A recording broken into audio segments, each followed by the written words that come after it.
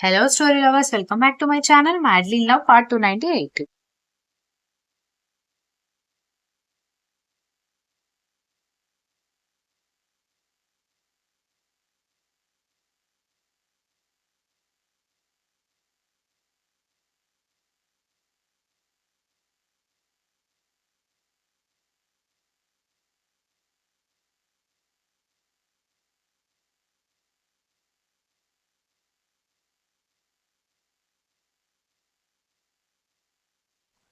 ఆ మాటకి సాడిస్ట్ బాబు అయోమయంగా చూసి అదేంటి ఇప్పుడు డైరెక్ట్ గా రూమ్ లోకి పంపించరా అని అడిగేసరికి వాళ్ళిద్దరూ నవ్వుకుంటూ అంత సినిమా లేదు, దానికంటే ముందు సినిమా చాలా ఉంది అనగాని అంటే ఏంటి అని అడిగాడు.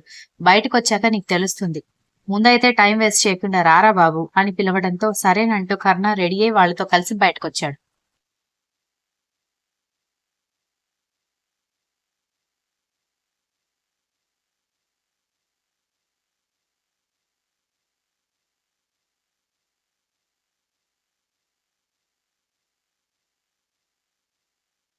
దక్ష చేతి కాళ్ళకి పారాణి పెడుతూ ఉంటే ఇప్పుడు పారాణి ఎందుకక్క అని అడిగేసరికి అదంతే, మామూలుగా అయితే ముందు మంచి ప్లానింగ్ ఉంటే మెహందీ పెట్టాలి, ఇప్పుడు అంత టైం లేదు కాబట్టి పారాణి పెడుతున్నాను, ఒక్క 5 మినిట్స్ కడిగేస్తే చేతులు కాళ్ళు రెడ్ గా ఉంటాయి అని చెప్పింది దీక్షిత.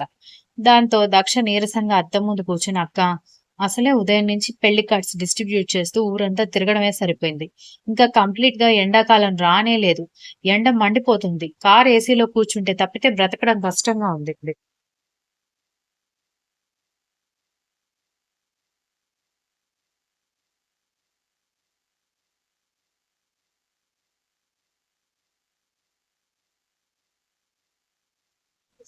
ఉదయం నుంచి ఏమీ తినలేదు, మీరేమో రాగానే రెడీ చేయడం మొదలు పెట్టారు, నాకు కడుపులో ఎలకలు పందికొక్కులు ఒకదానికి మించి ఒకటి స్పీడ్ గా పరిగెడుతున్నట్టుగా ఉంది అంది.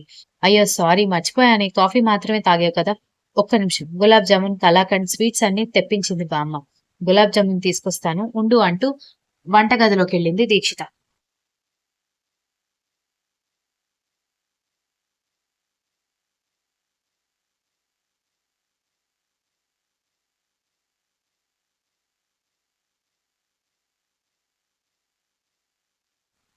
పారాణి ఆరేలోపు ఆమెకి స్వీట్స్ అలాగే కొన్ని స్నాక్స్ తినిపించి తర్వాత హ్యాండ్స్ వాష్ చేసి ఇప్పుడు చూడు కొత్త పెళ్లి కూతురులాగా ఎంత బాగున్నావు అనగాని అదేంటి నేను కొత్త పెళ్లి కూతుర్నే కదా, నాకు పెళ్ళై నెల రోజులు కూడా కాలేదు కదా అంది.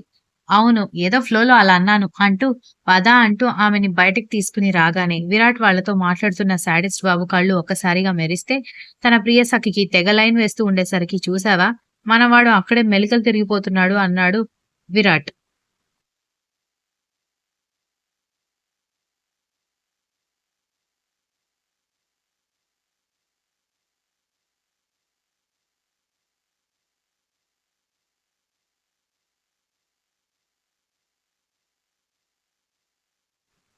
అయిపోయిందా ఇద్దరిని రెడీ చేశారా అంటూ బామ్మ రావడంతో అయిపోయిందమ్మమ్మ అని దీక్షిత చెప్పడంతో నువ్విలా రామ్మా అంటూ అంతకు ముందే వచ్చి వెయిట్ చేస్తున్న ముత్తైదువుల దగ్గరికి తీసుకెళ్ళింది బామ్మ.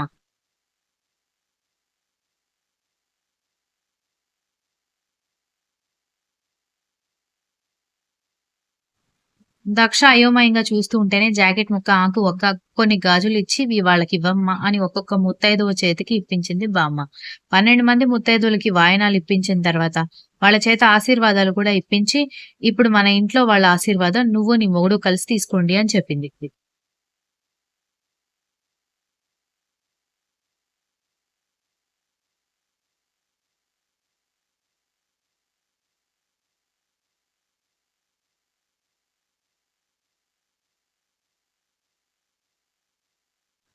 దక్ష కర్ణ వైపు చూసి కళ్ళతోనే రమ్మని పిలవడంతో అతను నవ్వుతూ ఆమె పక్కకొచ్చి నిలబడ్డంతో ముందు బామ్మగారికి తాతగారికి ఆ తర్వాత శాంభవి మోహన్ రామ ఆ తర్వాత వాళ్ళ తమ్ముడు మరదలికి ఆ తర్వాత సుందరి రాజశేఖర్ కాళ్ళు మొక్కిన తర్వాత విరాట్ దీక్షిత కూడా లైన్ లో నిలబడ్డంతో మళ్ళీ కర్ణ వెళ్లి పక్కకు నిలబడితే ఒరేయ్ పొరపాటునైనా సరే నా కాళ్ళు పట్టుకుంటావేమోనని వెయిట్ చేస్తాను గాని అస్సలు దొరకవే అన్నాడు విరాట్ పళ్ళు కొరుకుతూ.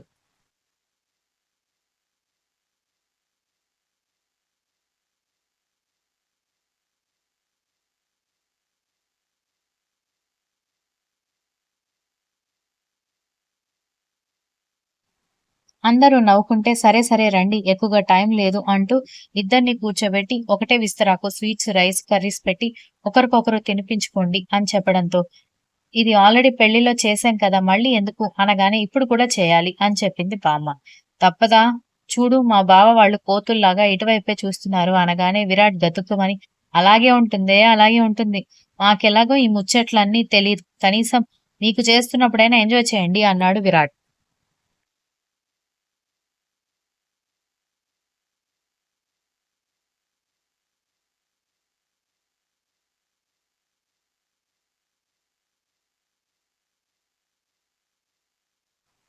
ఒక పక్క వీళ్ళందరూ ఆనందాల్లో తేలుతుంటే మరొక పక్క నడ్డి విరిగిపోయి రోడ్డు మీద పడిన ఉదయ్ ఘోష వినే నాదుడే లేడు.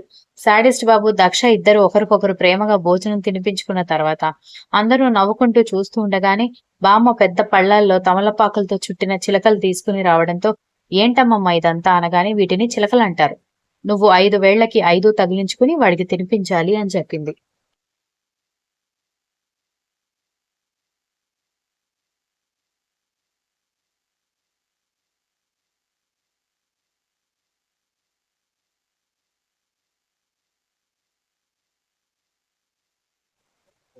దాంతో దెబ్బకి నా వల్ల కాదని దక్ష ఒక్కసారిగా అరవడంతో అందరూ ఉలిక్కిపడి చూస్తూ ఉంటే శాడిస్ట్ బాబు కూడా ఆమె వైపు చూసి ఏంటన్నట్టుగా కళ్ళెగిరేసి అడగడంతో ఏమీ లేదో అన్నట్టుగా వెంటనే తలదించుకుని కూర్చుంది.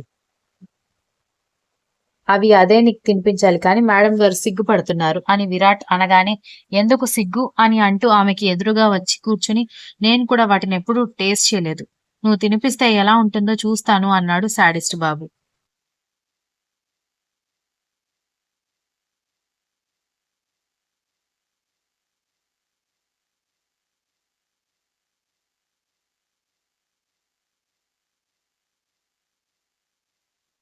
దక్ష నా వల్ల కాదని లేచి వెళ్లబోతుంటే ఆమెని వెళ్లనివ్వకుండా చేయి పట్టుకుని లాగడంతో వెళ్లి అతని ఒడిలో పడేసరికి కానివ్వు అంటూ ఉంటే తినిపించు తినిపించు అని అందరూ గోలగోల చేస్తూ ఉంటే ఏం చేయాలో అర్థం కాలేదు తింగరి పాపకి. ఎప్పటికో ఆ దారిన వెళ్తున్న వాళ్ళు ఉదయ్ ఆత్మ ఘోషనే చూసి వెంటనే తీసుకువెళ్లి గవర్నమెంట్ హాస్పిటల్లో పడేస్తే అక్కడ బెడ్స్ ఖాళీగా లేకపోవడంతో ఎక్కడో మూలన ఎత్తేయడంతో నడుముకి నొప్పికి చచ్చాన్రో దేవుడు అని గట్టిగా అరవడంతో దెబ్బకి పక్కన పడుకున్న పేషెంట్స్ అందరూ ఉలిక్కిపడి ఏంటయ్యా అంత గట్టిగా అరిచావు, అసలేం మేము నొప్పులతో చస్తూ ఉంటే అని అన్నారు వాళ్ళు.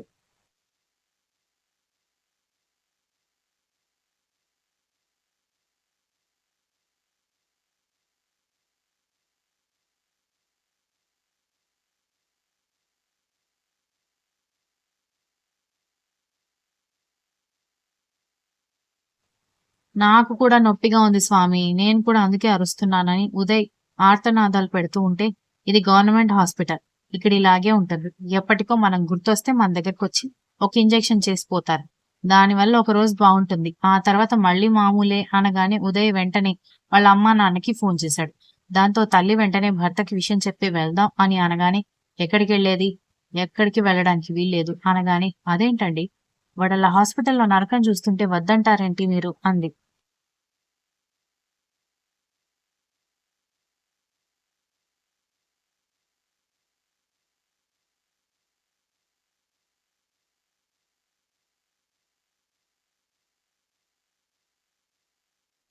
వాడికి చిలక్కి చెప్పినట్టుగా ఎవరి జోలికి వెళ్లొద్దు అని చెప్పాం, నోరు మూసుకుని కూర్చోకుండా మళ్ళీ ఆ కర్ణకి ఎదురు వెళ్ళాడు. చూడు ఫ్యామిలీ అనేది ప్రతి ఒక్కరికి వీక్నెస్, అలాంటి వాళ్ళ జోలికి వెళ్తే ఎవరైనా ఊరుకుంటారా అని అన్నాడు ఉదయ్ తండ్రి. ఈసారి వాడు అలా చేయకుండా నేను చూసుకుంటానండి అనగానే మనం వాడిని చూసుకుంటూ ఉంటే వాడెప్పటికీ అలా చేయకుండా ఉండడు, అక్కడ తప్పు ఎవరిదైనా ఉంది అంటే వాడిది ఆ నారాయణది ఉంది.